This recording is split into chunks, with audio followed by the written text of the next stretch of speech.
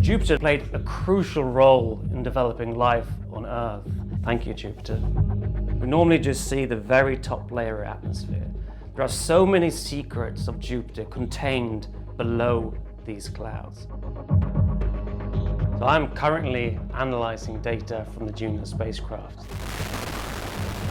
Juno, the spacecraft, has all these magical instruments to see inside of Jupiter. Jupiter is the most extreme environment NASA's ever visited. To send a spacecraft there is a little bit insane. This is one of the largest spacecraft ever made. We had to, build an armored tank to go there.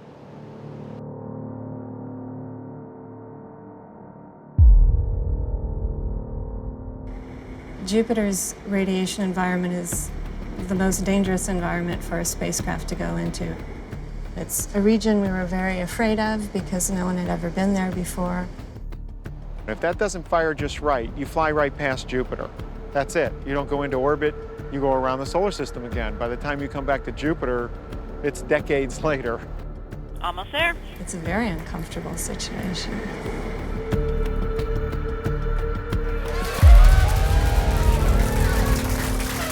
Welcome to Jupiter. We just did the hardest thing NASA's ever done. What we actually found blew our minds. When you first look at Jupiter, what really catches your eye is the Great Red Spot. It's this gigantic storm in the southern hemisphere of Jupiter. It's larger than the Earth. It has been around for over 200 years, and it's absolutely incredible. Then you begin to look further away and you see these belts and zones moving in different directions on the planet, and everywhere you look, you basically see a storm. And what drives these storms? Well, likely Jupiter is collapsing very, very slowly. This is energy left from its formation, and this energy is released, and it's that energy that churns the atmosphere so violently all the time. This is in contrast to Earth, where our weather is governed by the sun. A lot of tourists go to northern Sweden and Scandinavia to see the northern lights of the Earth. If you really want to show and something that's on all the time, you go to Jupiter and see Jupiter's aurora. It's brighter than all the energy that all the power plants on Earth can produce, and is actually fueled by a volcano. So Jupiter has this moon called Io, and that's fiercely volcanic, spewing out material near Jupiter all the time, about a ton a second of material. This material gets trapped by the magnetic field as energy funnels down, impacting the planet, and that's the aurora we see.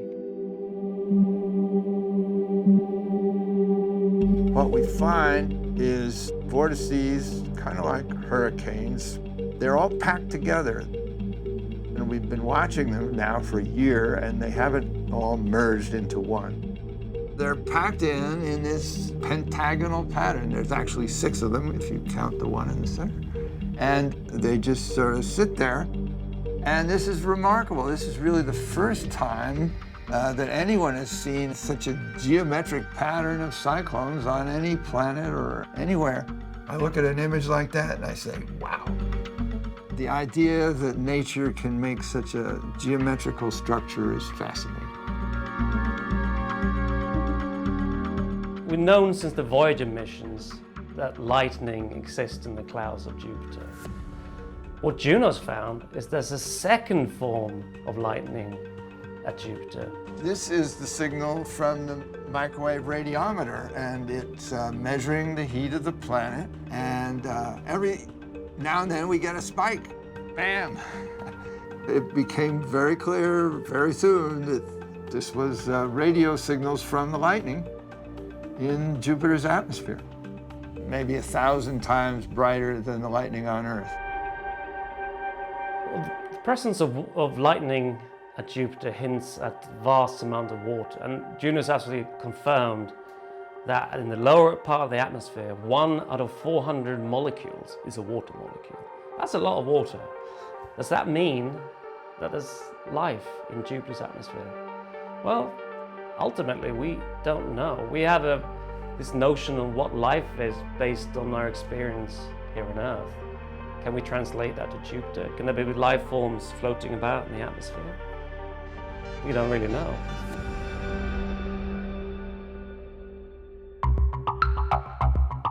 Jupiter is so massive, about 300 times more heavy than the Earth. And with all this gravitational power comes huge responsibilities. Jupiter originally flung water into the inner solar system, creating the conditions for life at Earth. So thank you, Jupiter.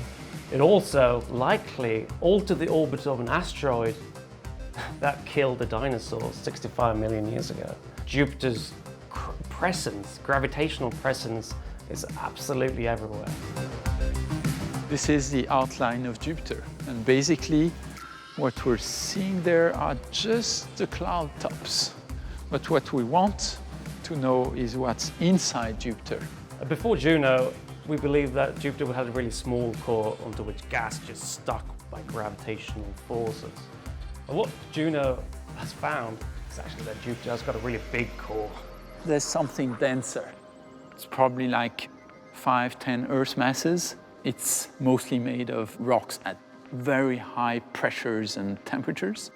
So that shows that Jupiter started its life as a rocky, icy world, and that it captured the gas that was around, the hydrogen and helium. And that formed a giant planet that's Jupiter now. I first became interested in Jupiter when I was at college in Sweden. There was a telescope on the roof, and one night we got to see Jupiter with our own eyes, and it was absolutely extraordinary. A whole different world that I can see right there in the night sky. What would he think about me today? I think he'd be proud, ecstatic. The Milky Way could fit into the universe as we know it 10 million times. So it's big, really big. And we know that it's expanding at an exponential rate, which means that in about 1 billion years' time, the universe will be about 10% bigger. So do we know how big the universe is right now? And could we ever actually map out the size of the universe? So let's start with the bits of the universe that we can actually see. Light has a speed limit, so there's only so much of the universe that we can actually see, and we call it the observable universe. We think there are around about 170 billion galaxies in the entire observable universe.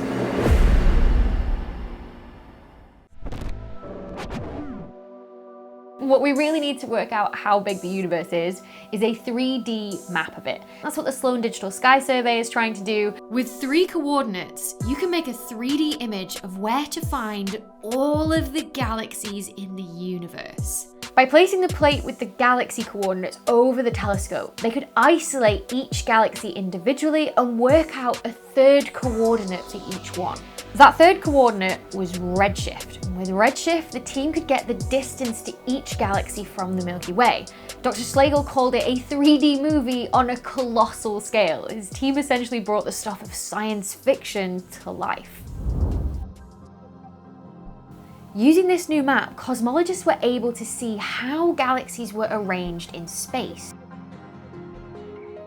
Maybe you've seen things like this in the opening of Star Trek or Star Wars or whatever, and that all looks great, but it's not real. This movie, it is the real universe.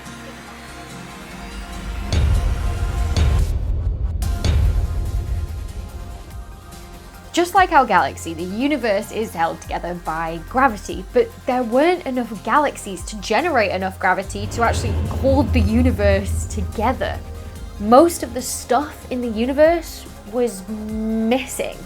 So this map led astronomers to some more evidence for something they'd been theorizing for quite a while now. It's simply not enough stuff to arrange things into the patterns that we see, have galaxies spinning in the way that they do. there's something else there. There's something beyond the galaxies that we see, the visible matter.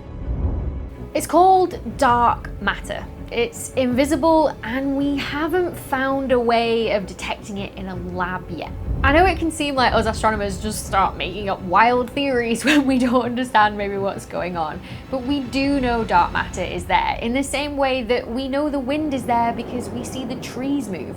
We have so much evidence for it, including the fact that the gravity it generates is literally holding the cosmos together. What we're finding out there in the universe is really weird.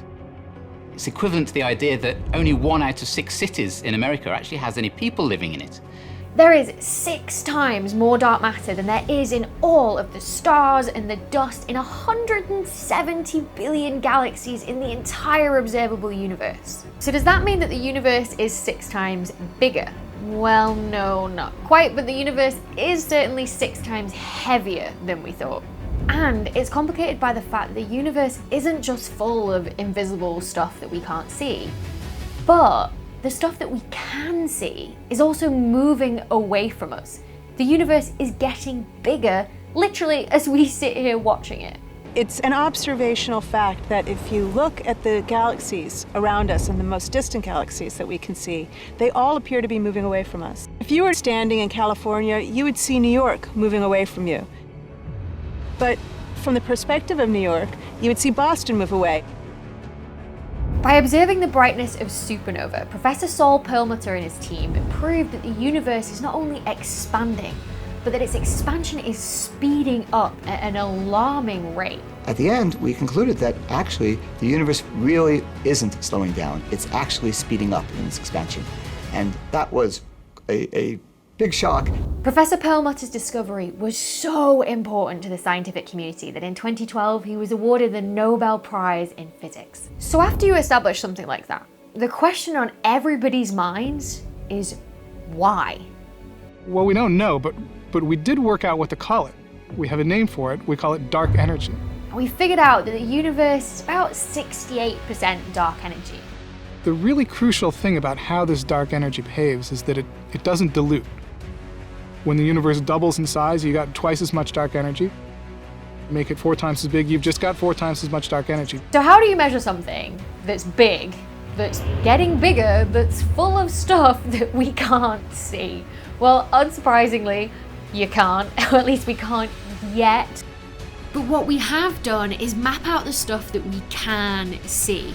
And as usual, the universe has done things that we never expected it to do. And that map revealed that the universe is flat. Cosmologists plotted 3 points of a very big triangle that went from Earth to 2 points in space-time as far back as we could go.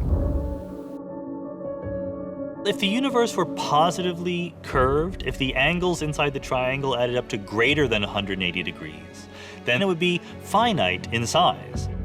If the spatial geometry is flat, if the angles inside the triangle add up to 180, then it could go on forever. The answer was mind-blowing. Space itself is flat. Now, we're not talking about the shape of space here. We don't mean space is flat like a piece of paper. We're talking about how light behaves in space. For it to be flat, it means that light would travel on and on in an infinite direction and never be disturbed. If space wasn't flat, that light could loop back on itself. It'd almost be like if you could stare out for long enough and detect light faint enough, then you would be able to see the back of your own head. That means that the simplest picture of the universe is a universe that's infinite. We really could live in a universe where there's galaxy after galaxy after galaxy in every direction, up, down, sideways, and it never stops. This provided the perfect picture of what the universe looks like. An infinite universe filled with galaxies in all directions that is still getting bigger. Absolutely mind-boggling.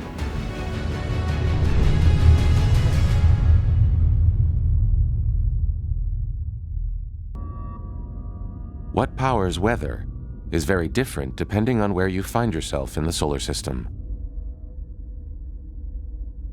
The Earth's atmosphere and the weather on Earth is driven largely by one thing, and that's the sun. And the sun pours its energy down through the atmosphere, and it hits the surface, and the surface of the Earth then warms up. With Earth, you've got all the energy coming in from the sun, heating up the surface, creating thermals that then drive the atmospheric flows that we see. Somewhere like Saturn doesn't have a surface to be heated up. So when you compare the weather systems on these giant planets to those that we have on Earth, you have to sort of tear up the rule book a little bit. The sun is the great controller of Earth's atmosphere. But in the outer reaches of the solar system where Saturn lives, sunlight is 100 times weaker. It means some other heat source must be driving Saturn's incredible weather.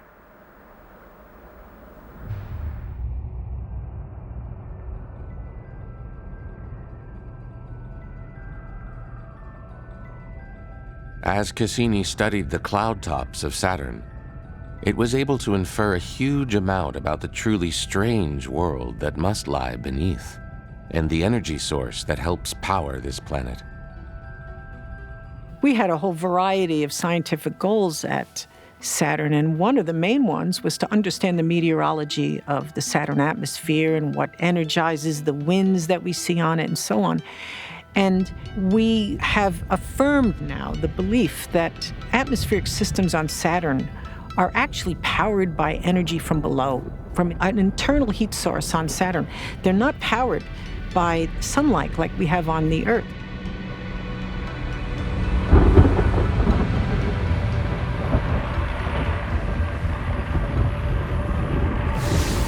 Looking deep inside the planet reveals a heat source shaped by extreme pressure.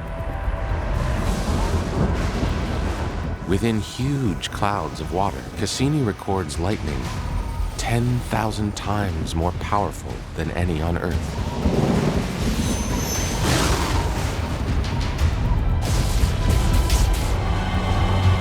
This lightning transforms methane gas into enormous clouds of soot.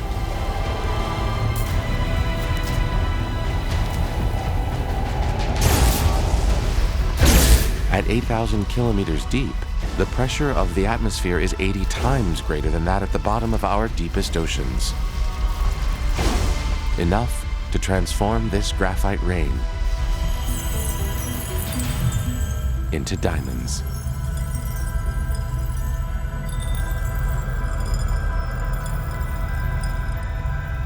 But even these diamonds are likely destroyed by the pressures of Saturn, eventually dissolving.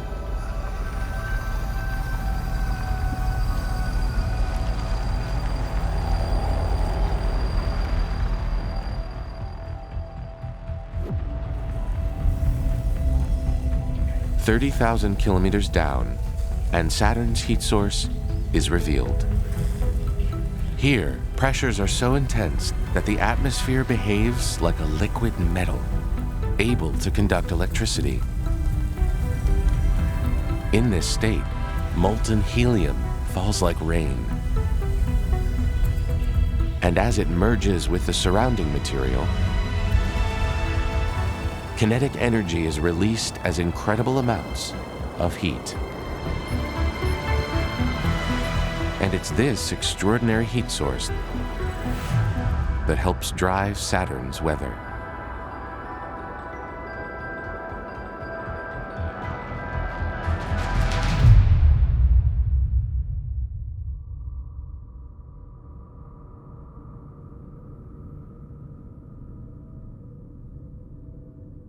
Within just a few 100 million years of its birth, Saturn has witnessed great drama. Now it will remain largely unchanged for billions of years.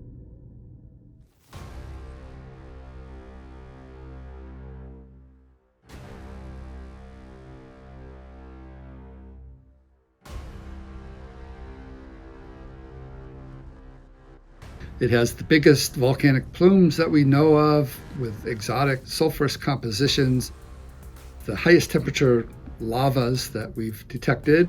It's as hot as 1800 degrees Kelvin. So Io wins lots of awards for being extreme. Some of us love Io just for its own sake, but it's also a laboratory for understanding other planets, especially the terrestrial planets very early in their history. When they were hotter, they had more heat. This was a time when life first formed, when plate tectonics was getting going. We'd in many ways, studying very early Earth is like studying another planet. Understanding Io might teach us something fundamental. We'd like to understand that type of volcanic eruption without having one happen on Earth today. That would be unfortunate for all of us living here. Io, that's happening today, very high fusion rate volcanism, more active than the most active volcanoes we usually have on Earth. And it changes our whole view of how planets work. For terrestrial planets like the Earth and Moon, our thinking is that it's kind of like the lifetime of a human being. When you're young, you're energetic and active, and then you get more quiescent and more quiescent, then you die. Boring. Well, these outer planet satellites are much more like the Hindu life cycle, where you can be reborn and go through all sorts of cycles of activity. So very different concept of how planets work. We have no shortage of unanswered questions and mysteries throughout the solar system and beyond.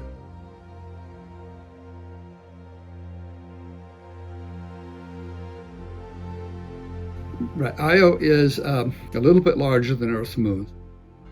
It's one of 4 large moons of Jupiter. It's the innermost of the 4 large moons. And 3 of these moons are in a resonance. So every time Ganymede orbits Jupiter once, Europa orbits twice, and Io orbits 4 times. This means that the distance to massive Jupiter is varying, and the whole moon changes its shape, where the surface of the moon rises and sinks as much as 100 meters. In case of Io, every 42 hours. That changing of shape, it's like bending a piece of metal back and forth. It heats it up.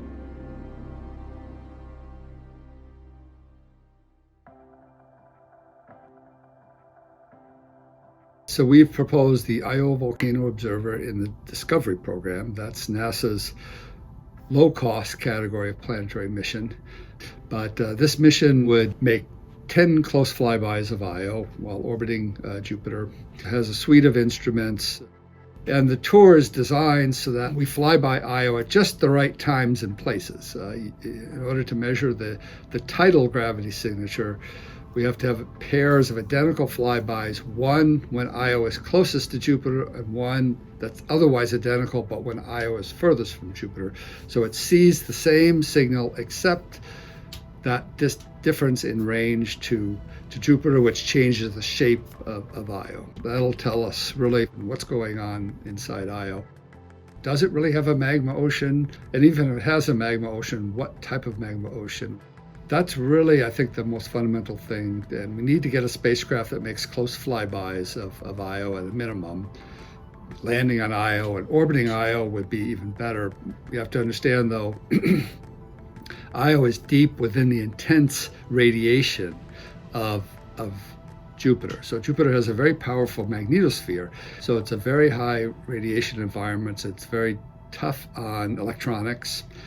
So, we're not going to explore Io the way we have Mars with these long-lived rovers on the surface unless we have a revolution in electronics and how to withstand the radiation. So fast flybys is the way around that for now. Get in there close, get a bunch of data, and get out of that radiation as fast as you can. There are volcanic plumes up to several hundred kilometers high, very spectacular, and that some of that material may be directly escape Io, but also that high radiation environment and those energetic particles interact and strip off material. If we're so close that we're flying through a lava fountain, that would obviously be bad for a spacecraft. We hope to fly through the upper parts of plumes where it's mostly gas and very small particles that are not hazardous. Of course, if you make a math error and impact Io, that would not be good unless it was intentional to dispose of the spacecraft at the end of the mission. And that is how we would plan to end it all after the mission is over.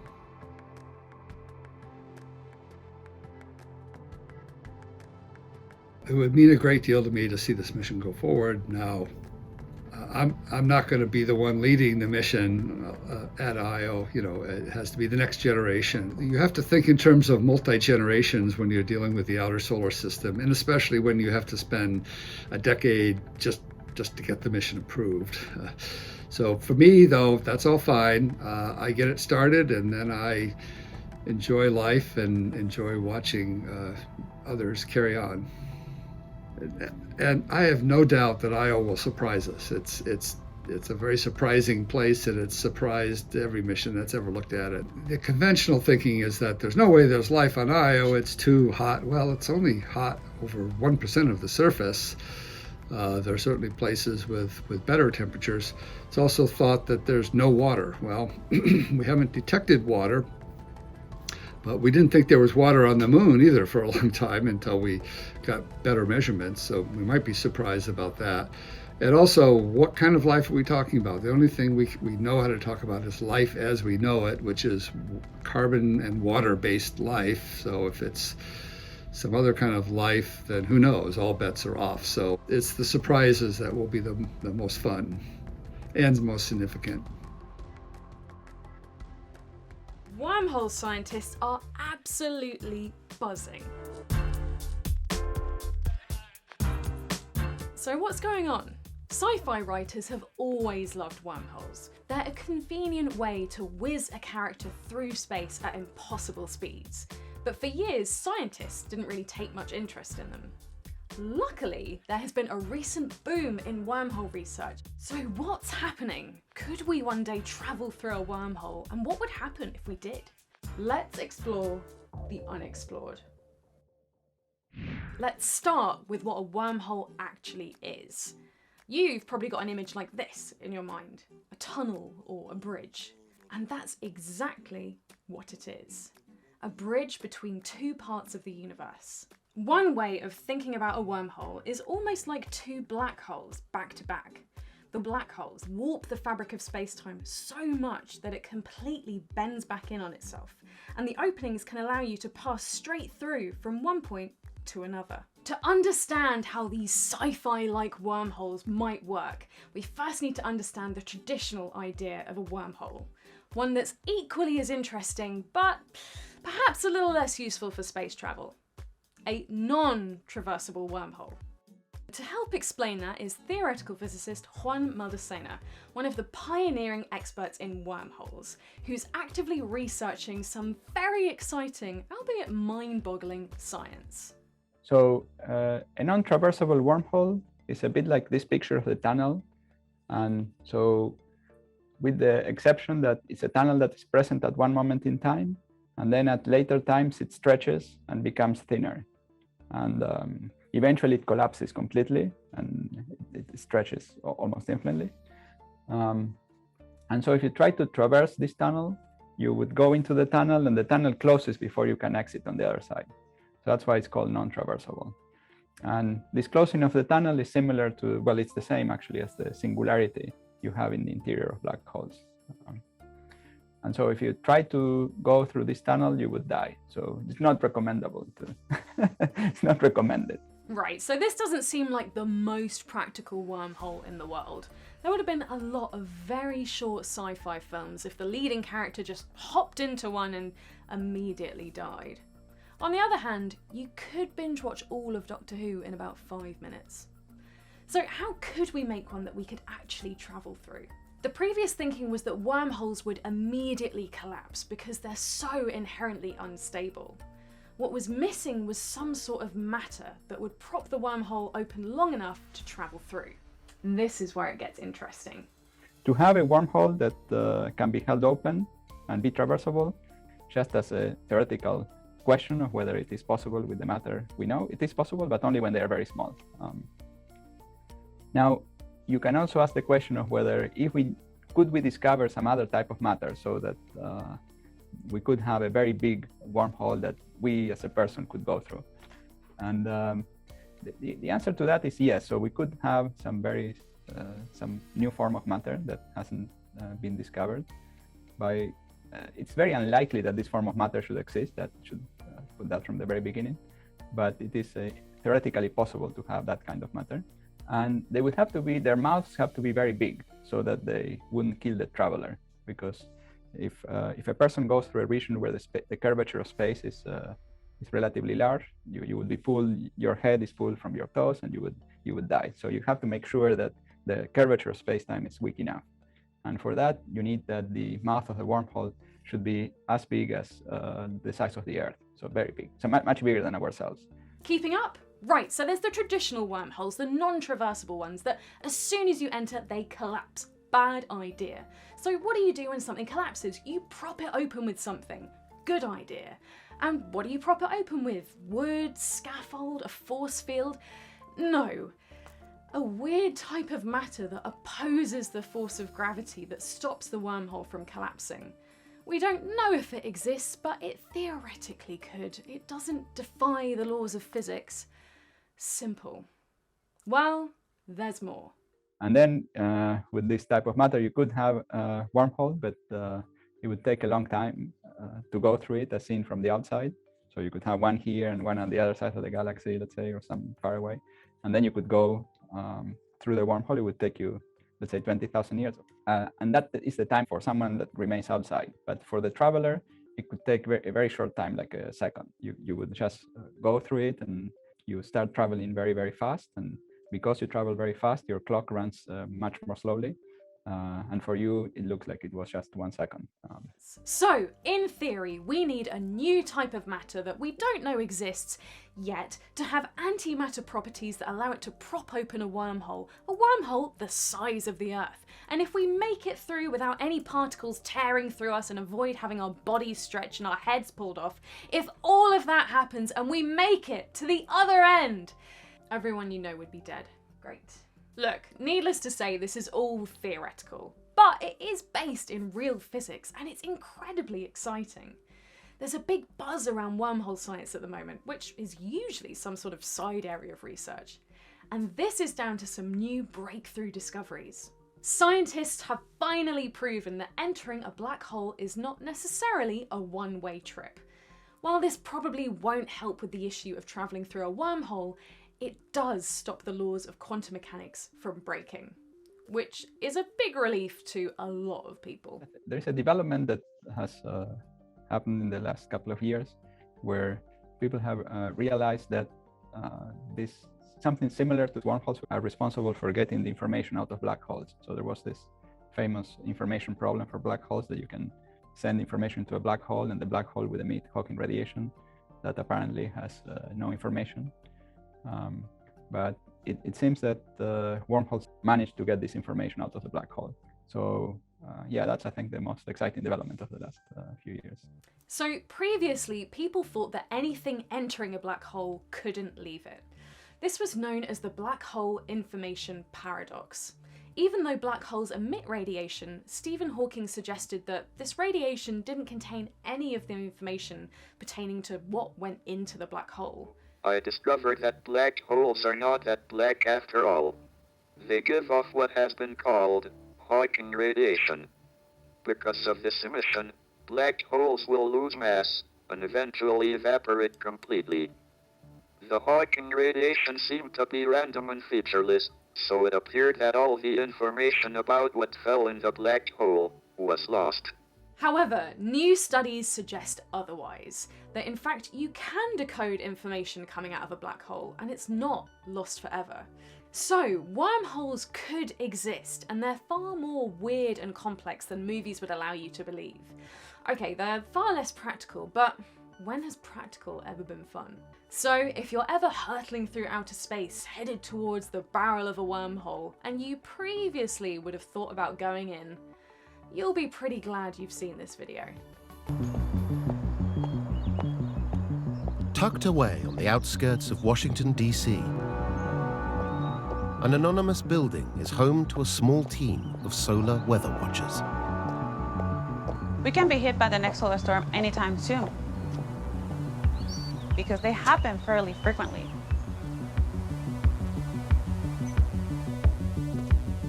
Yari Collado Vega is a director at NASA's Space Weather Analysis Office.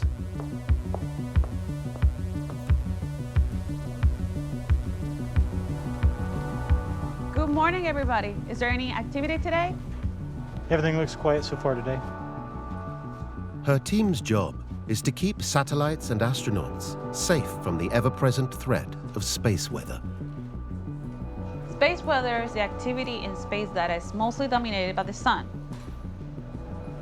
We have the solar wind, which is the expansion of the solar corona, and it's always there. The solar wind is a stream of electrically charged particles that flood from the sun and continually bathe the Earth. We see its effect through the glowing gas it creates at the top of our atmosphere, the aurora.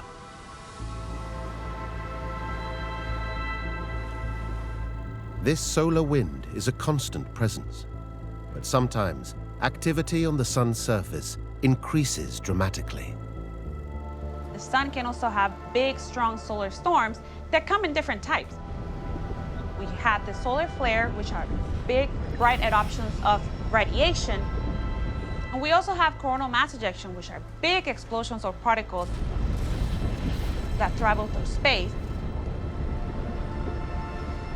Coronal mass ejections, or CMEs, are enormous bubbles of electrically charged particles that explode from the sun's surface at millions of miles per hour. And not only can they destroy infrastructure here on Earth, they can fry the electronic circuits of satellites in a flash, and are even a potential threat to human life. Coronal mass ejections can actually cause damages to the instrumentation of the satellites that we have in space, which is the satellites that we use for technology every day on Earth.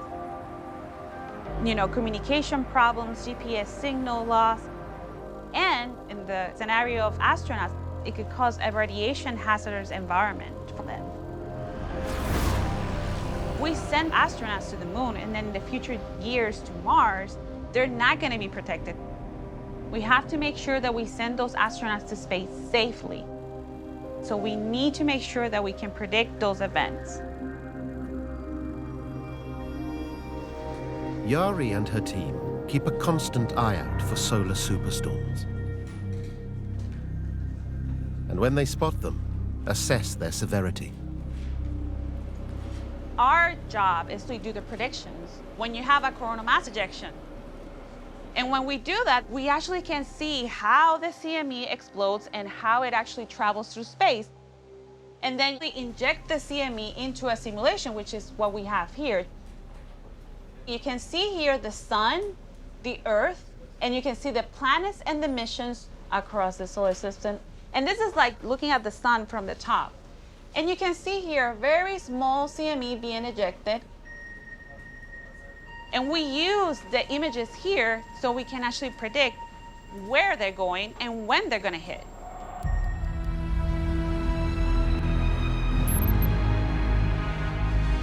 Neptune. An ice giant, 17 times the mass of Earth.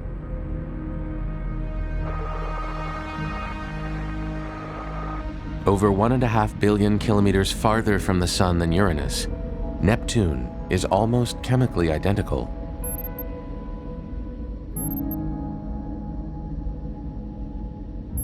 Yet bizarrely, it couldn't be more different. Neptune, in a way, was almost a relief because it wasn't featureless. You know, it's like, oh, good, a planet with clouds and features again. Neptune was a great excitement. It's got swirling clouds, really strong winds. At 1,500 miles an hour, incredibly fast, the fastest winds that we've got in the solar system.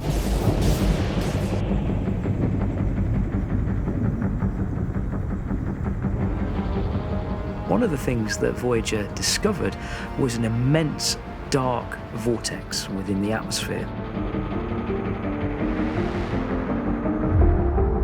A huge, swirling dark spot.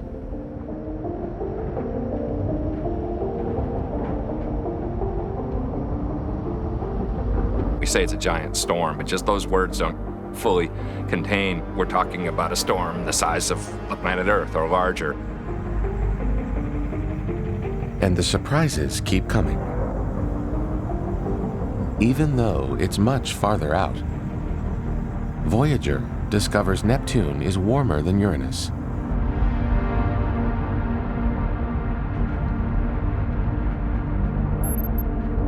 And the source of the heat is another oddity of this strange planet. In fact, when we look at this dynamic activity in these extraordinarily cold regions, we really are at a loss to understand just what's going on here. One theory is that the buildup of pressure beneath the thick layers of cloud turns the carbon and the methane into a rain made of diamonds. They then melt as they fall into the interior of the planet, producing the extra heat. As the heat makes its way out into the frozen cold of space, it churns the entire atmosphere, whipping up winds around the globe.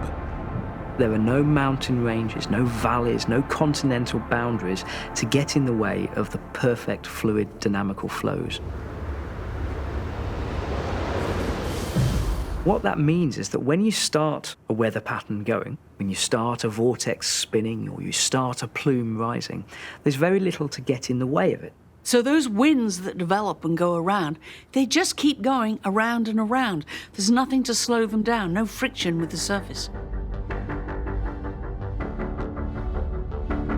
And the extreme cold here makes the atmosphere less viscous.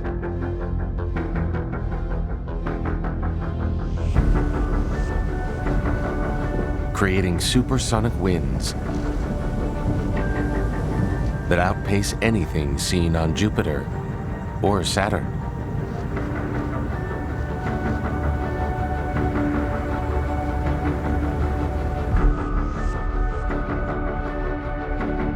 Voyager 2 has almost completed its grand tour.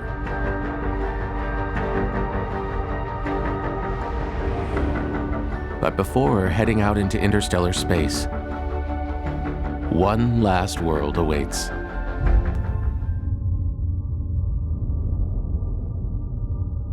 Around 100 million years ago, an asteroid 10 kilometers across is ejected from the asteroid belt. Dislodged from its orbit by Jupiter, it is now on a collision course with Earth.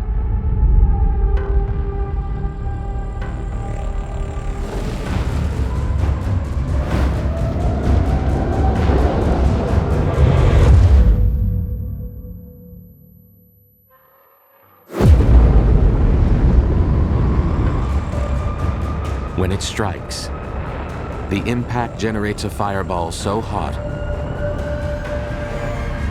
anything within a 1,000 kilometer radius dies instantly.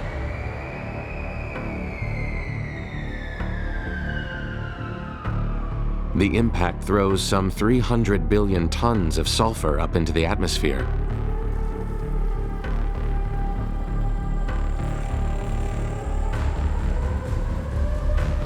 And during the nuclear winter that follows, 75% of species, plant and animal, are wiped from the face of the Earth, including the largest creatures ever to walk on its surface.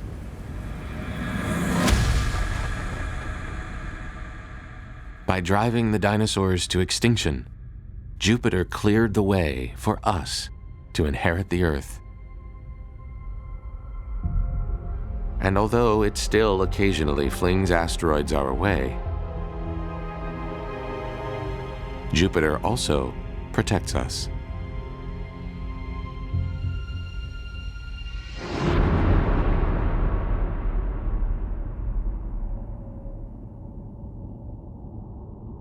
For objects heading toward Earth from the far reaches of the solar system, the giant planet's immense gravity acts as a shield.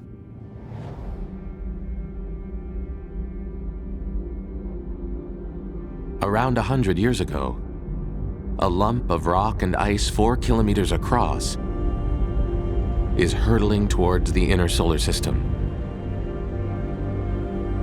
But Jupiter stands in its way. 5, 4, 3, 2, 1. We have ignition and liftoff of Atlantis and the Galileo spacecraft bound for Jupiter. 70 years later, a mission launches that will witness just how effective a shield Jupiter can be.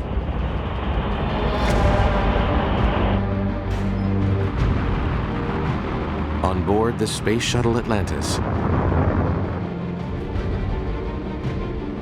the Galileo orbiter.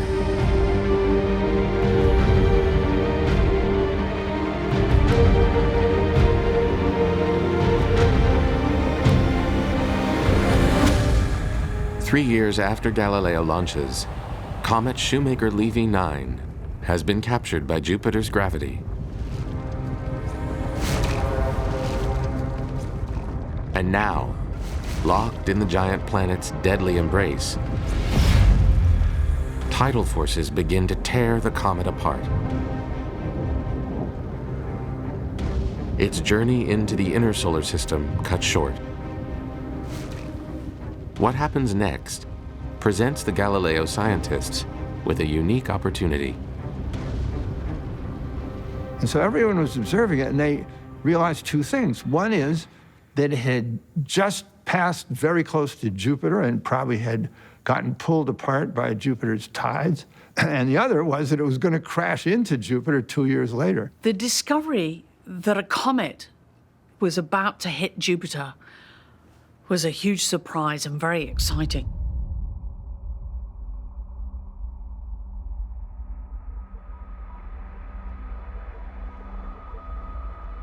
After crossing the inner solar system, Galileo is approaching the spot where it will witness the comet's final moments. We knew Galileo would be able to see the flashes directly.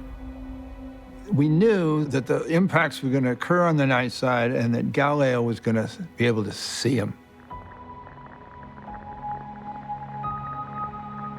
On July 16th, Galileo sees the first fragments of the comet enter Jupiter's southern hemisphere. At 60 kilometers per second, the fragments really heated the atmosphere, red hot, almost to the temperatures of the sun. And the pieces hit the planet one after the other. Pieces of comet Shoemaker-Levy 9 strike Jupiter over the course of 6 days. They looked like big flashes on Jupiter. The pictures of the impact were fantastic.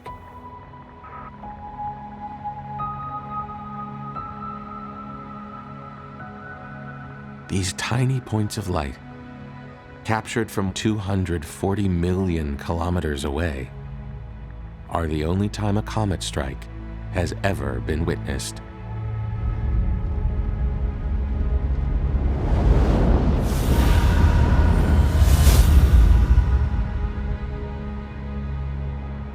The most destructive impact releases energy equivalent to 6 million megatons of TNT, leaving behind a giant dark cloud 12,000 kilometers across.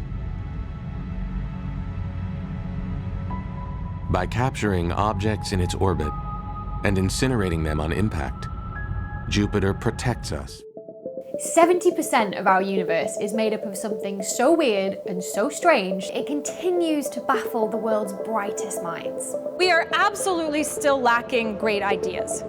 It is crying out for some new breakthrough, new thinking. Perhaps the greatest remaining mystery in our universe. What is dark energy? Dark energy is basically our name for that thing that we don't understand. It's not the color dark, it's just an expression of our ignorance as to what is this stuff. Engineers could come up with a new theory. Yeah, it is quite possible. I'm kind of hoping it's me. So this is clearly a huge deal in physics and raises many, many questions. The obvious one to start with is, why do we think dark energy exists? Now, ever since the Big Bang, our universe has been expanding, with space itself stretching, moving galaxies further apart. Now, physicists used to think that the energy that was made in the Big Bang to power that expansion would eventually start to run out and the expansion would start to slow down.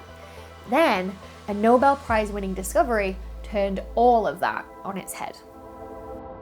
Saul Perlmutter and his team measured the way the universe was expanding by comparing the brightness of supernova. This is when a star runs out of fuel at the end of its life. They brighten as a firework and fade away, and they reach the same brightness. And you can then use that as an indicator of how far away it is by just looking to see how bright it appears to you. Just like when you watch a car recede into the distance, you can tell how far away it is by how faint the taillights look. If you can use the brightness of the supernova to tell you how far away it is, that's really telling you how long ago the explosion occurred, because you know how long it takes for light to travel that great distance. And what they discovered definitely shook the physics world. Suddenly, he was saying that we lived in a universe that was accelerating.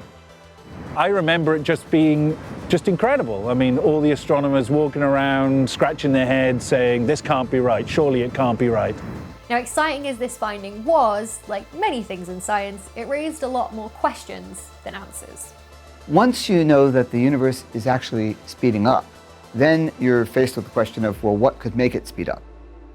This mysterious thing that was causing this newly spotted phenomena that no one could explain was immediately called dark energy. Now, it's great to have a name for this, but it doesn't exactly explain what is driving this accelerated expansion. So what is this energy? Now, just like with dark matter, which makes up 25% of the universe and is also currently unexplained, this weird type of energy seems to defy our laws of physics and has properties that our current models just cannot explain. So you can think of it as you get more space, you actually get more dark energy, which is like getting something for nothing, which is clearly ridiculous.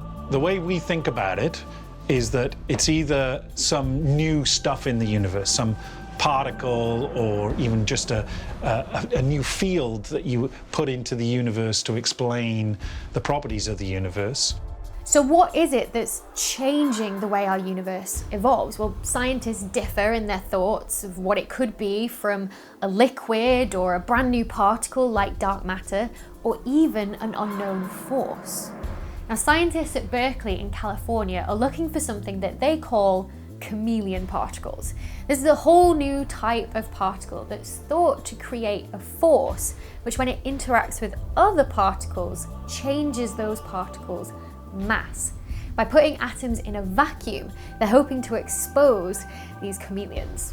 The experiment works by first collecting a cloud of cesium atoms on top of the spheres, and the atoms are free to fall, subject only to the Earth's gravity and the potential chameleon force. We will either discover the particle or rule it out once and for all. So far, they haven't found any evidence for these chameleon particles and their elusive force, but it is an idea that continues to be explored. So whatever this energy is, we now know that it makes up a whopping 70% of our universe. So how can we figure out what it is? Now, the obvious place to start is by looking at how the universe formed and has evolved with incredibly powerful telescopes. One of the things that I do is try to simulate the entire universe and tie what we think about the physics of the evolving universe to what we actually see with surveys like DESI. DESI, the Dark Energy Spectroscopic Instrument, is one of these incredibly powerful telescopes observing the distant universe. Now, the further away galaxies are, the younger they appear to us. That's because light takes time to travel to us. It can take even 1 billion years to reach us here on Earth. Thanks to this, we can look at the average distance between galaxies at different cosmic times and look how it's changed due to the expansion of the universe, and therefore figure out what is the role of dark energy. But what we need to do that is more detail. And we get more detail from more data. Now, there's a lot of projects and telescopes that are mapping the universe in this way, but one that we're all very excited for is the launch of the space telescope Euclid in 2022. It's the most powerful telescope ever created, even dwarfing the iconic Hubble Space Telescope. So it could be just what we need to solve this problem. These are going to be the biggest images that come down from in orbit. You have an image effectively of 625 megapixels. So that's roughly 300 HD television screens full of data, and that comes down every 10 minutes. This image takes roughly the same amount of data that Hubble has taken and will take in its entire lifetime in one day. The hope with Euclid is that it will be able to give us the detail that we so desperately need to be able to solve this problem. We have lots of theories and hundreds of models that could still fit our data. When Euclid comes, lots of these can be thrown away, and it could narrow down the possibilities of what this dark energy is. Euclid will give us a coherent data set that we can test all these theories against. So dark energy remains the biggest mystery in physics, but with all these great scientific minds across the world and all the projects focused so desperately on figuring out what this is, it might not be long before we finally find this huge missing piece of the puzzle. We need teams like Euclid. That's the only way you can get the data that you need. But to understand that data, to give it some interpretation, to give it an idea, could come from one person. That could be the next Einstein. Is the signal real? If the signal is real, we still have to be able to explain what or who is making it. I've dedicated my entire career to finding life beyond our Earth, and lately I've been trying to find it on Venus, the planet next door. Oh wow, life on Venus. That just blew me away. Venus, it is an absolute hell. The temperatures on the surface average about 470 Celsius, which is hot enough to melt lead. Air pressure on the surface is what it would feel like to be about a mile under the ocean. Because the clouds of sulfuric acid are so dense with haze, Venus became a desolate hellscape.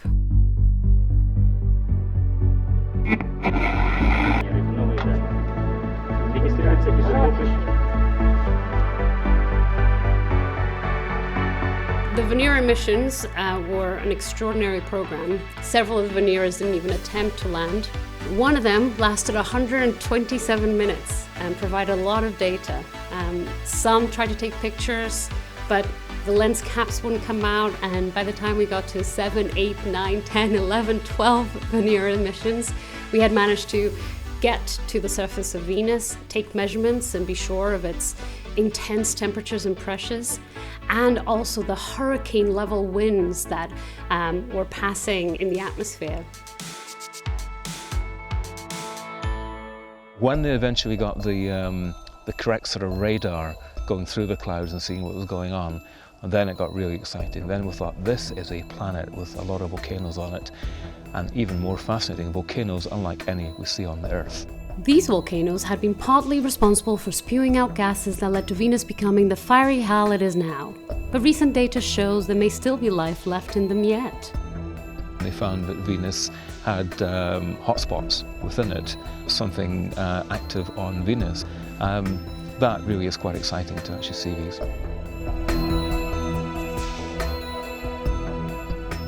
We do know life is very resourceful, and there is one place on Venus that could host life. If there is alien life in the clouds of Venus or anywhere else beyond the Earth, we have very little hope of ever actually seeing them. But we can look for the gases that life produces, and that is what I've dedicated my entire career to do. My specialty is looking for a gas called phosphine. It was just here, you know? I was actually trying to find my phosphine molecule.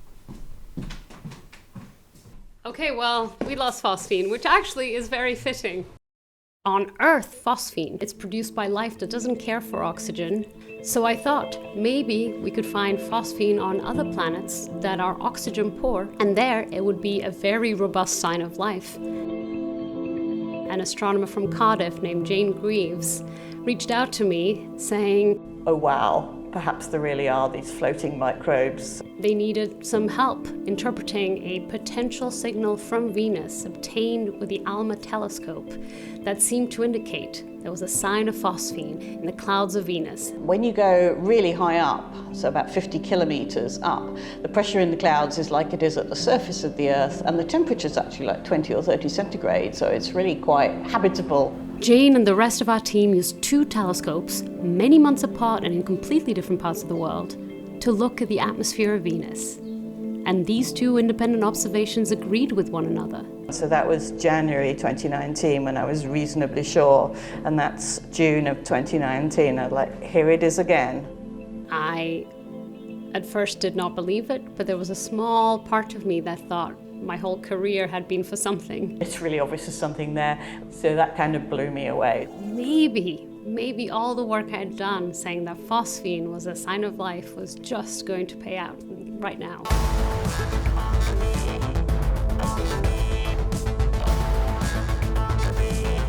Astronomers have announced they found what could be evidence of life elsewhere, and not on Mars, but on the much more inhospitable Venus. There's something seriously weird going on there. Perhaps this is life. And that just blew me away. It was so exciting. So you can see that really they look very like each other. So it was a robust result. 2 telescopes, nothing to do with each other, saw the same thing. My second instinct that kicked in quite quickly was, is the signal real? If it is it for sure phosphine, or could there be another molecule mimicking it? And if it is real and it is phosphine, was I right in saying that only life could produce it? Well, there are 2 ways that it could possibly be life. One is there's just a completely different biochemistry there. It's radically different from anything we imagine on Earth. The other way, that in principle, a more water-loving life, a bit more like the biochemistry you see on Earth, could hide itself away inside a protective shell of some sort, inside the sulfuric acid droplets. There's questions on whether even the signal is real. If the signal is real, there are questions on whether it is phosphine or potentially other molecules that can mimic the same signal, like sulfur dioxide. If the signal is real and it is phosphine, we still have to be able to explain what or who is making it. And only then could we consider that we have found life. We're all just trying to figure out the truth. And I would love for there to be phosphine, but primarily I would love to know what's happening in the clouds of Venus, phosphine or no phosphine. And the rest of the community is doing the same thing. Really hoping somebody will come in and say we could start to plan for a space mission. A fly through the atmosphere would be super exciting, and given they managed to get a lander to the surface and signals out in 1985, that's got to be possible, right? We are only just now beginning to be able to even interpret the signals from places that could host life. It's a really exciting time to be discovering potentially the first one of those signs in the planet next door. But there will be many, many more to come. The deep ocean is an alien world. But incredibly, Earth is not the only place in our solar system that has oceans. Oceans that could support life. Wherever we find water, we find life. I want to get data back from a probe and be able to say, it's life, Jim, but not as we know it. NASA is planning to launch a mission to explore the methane oceans on Titan, Saturn's largest moon. Yep, you heard that right. Oceans of methane, essentially oceans of liquid farts. They're building a drone to fly over the surface and look for signs of life. Can you imagine the freedom of exploring a planet in that way rather than being stuck on 4 wheels on the surface? But most excitingly, They're also planning to build a submarine to dive under the surface of these methane oceans in search of life. That first picture, are you kidding? That first picture from a submarine, from anybody's submarine on the surface of a sea on another planet in our solar system changes the world. I mean, that's something that none of us have ever seen before. That is true discovery. That is why we do any of this. And that would be awesome. That first picture alone would make this entire mission worth it. It was back in 2005 that the Cassini-Huygens probe revealed this surface that really did look quite Earth-like. In fact, it revealed these lakes that had an uncanny resemblance to the Great Lakes of North America. But these aren't lakes of water, they're lakes of methane, and at minus 180 degrees Celsius, they're far too cold for any life form with an Earth-like chemistry. So we're looking for life, but not life as we know it. What I'm really interested in finding is what I call a second genesis of life. Organisms that are clearly not related to any life on Earth. But is it even possible to have life that can survive on methane rather than water? Methane is incredibly flammable. It's even burnt by hobs so that we can cook food. To find out, researchers at Cornell University took all of the ingredients that we know are present on Titan and mixed them up. Not in a test tube though, this isn't Breaking Bad, but in a supercomputer. Even without water, they were able to make a cell membrane, essentially the outside wall of a cell, the building block for life. Now I know the dream is to see some great big tentacled monster like rising up from the methane oceans. I mean, realistically, we're looking at something like microbial life, but that still will be incredibly cool because it will be completely different to anything we have on Earth. It will be entirely and 100% alien. We tend to think that life would look like us. You just have to look at the Star Trek movies. All the aliens kind of look like insects and things that we already know. But why not be something completely different? Something that we can't imagine, but something perfectly suited to the conditions that are on Titan. I grew up when Star Trek was just coming out, and it was an inspiration to me. But the key moment was when I realized that the job I wanted was not Kirk's job, but Spock's job. He's the one with the tricorder. He's the one that's detecting life. And my favorite saying is, it's life, Jim, but not as we know it.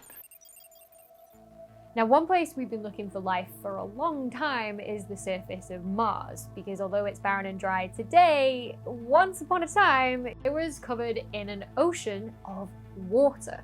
Incredibly, traces of that ocean do still exist today.